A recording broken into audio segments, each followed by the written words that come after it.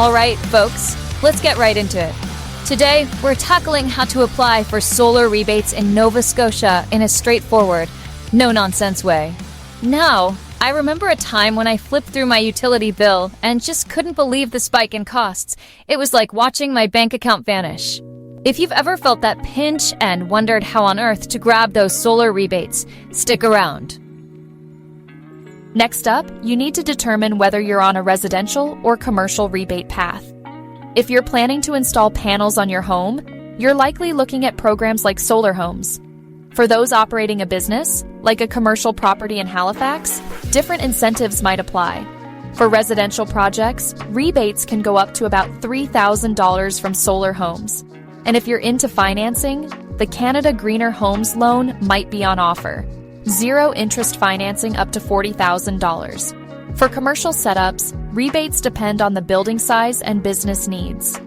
A seasoned installer can guide you through these options. The key takeaway here is, knowing your path can save you time and a lot of confusion later on.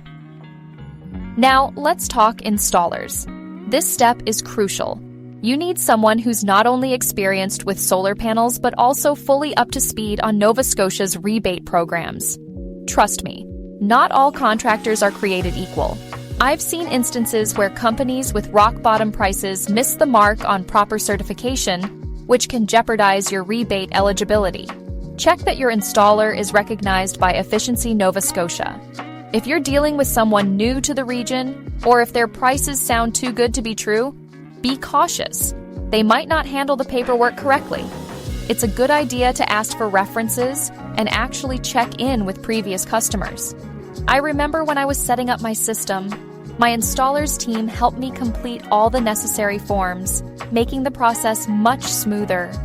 They even provided guidance on financing options if you need low interest or zero interest loans. Once your HEA is done and you've locked in an installer, the next step is submitting your rebate application. Now, this might seem like a mountain of paperwork, but it's pretty straightforward if you know what to expect. Here's a quick breakdown. Create an account. Log on to the relevant portal, often Efficiency Nova Scotia's website or a federal government platform. Upload your documents. This includes your HEA report, installer quotes or contracts, and proof of property ownership. Some programs may require additional documents like the installer's certification number or a detailed blueprint of your system. Double-check everything. Make sure you complete all sections properly. If forms aren't filled out correctly, you might have to start over or face delays. I once nearly missed a signature myself. Thankfully, my installer's dedicated staff caught the mistake before it became an issue. Remember, if handling forms isn't your thing, a good installer will often manage much of the paperwork for you. After submitting your application, you usually get a conditional approval. This means you're set to go as long as you complete the installation by a specified date and follow the outlined requirements. Now, before you start hanging panels, check your roof or building condition. If your roof needs repair or an upgrade, take care of that first. There's no benefit in installing new panels on a structure that might need major work soon. What to expect on installation day? Residential installations. Typically, a residential system can be installed in 1 to 3 days. The process involves setting up a bi-directional meter that credits you for any excess power your system generates. Yes, you might even see your electric meter turn backwards on sunny days. Commercial installations. For larger properties, the installation might take several weeks due to the complexity and size of the system. A well-organized installer will schedule everything to minimize disruptions. I remember the day my panels went up. It was an all-day affair with a crew working efficiently. I couldn't help but feel a bit like I was watching my own mini power plant come to life. It was both exciting and a relief to see a tangible sign of my investment in clean energy. Once the installation is complete, the next phase involves final inspections and wrapping up the remaining paperwork. An electrical inspector will visit your property to ensure everything meets the local code requirements. When you pass this inspection, your utility company finalizes your net metering agreement, which is what allows you to earn credit for any extra energy your panels produce. At this point, you should receive your rebate, either through a direct deposit or a physical check.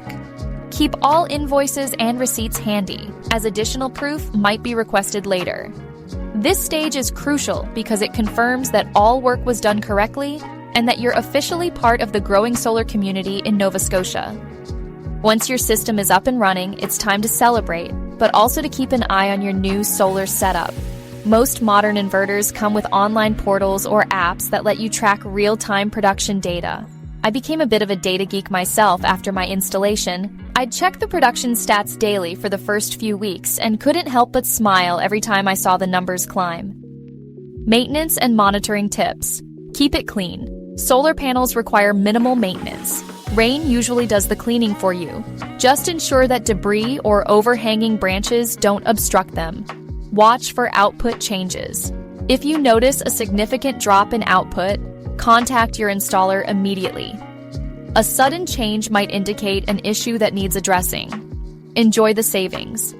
Seeing lower electricity bills is not just financially rewarding. It's also a reminder of the positive impact you're making on the environment. I always felt a sense of pride every time I compared my old bills to the current ones. Solar energy isn't just about saving money, it's about investing in a sustainable future.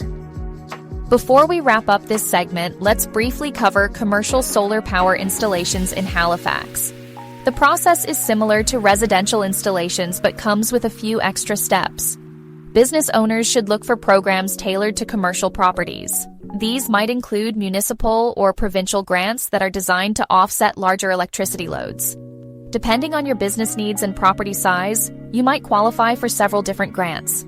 Larger systems mean bigger savings, but also more paperwork. An experienced installer can be a real asset here. Besides the financial incentives, going solar can boost your company's public image. Eco-conscious consumers appreciate businesses that take sustainability seriously, and that can be a significant marketing advantage.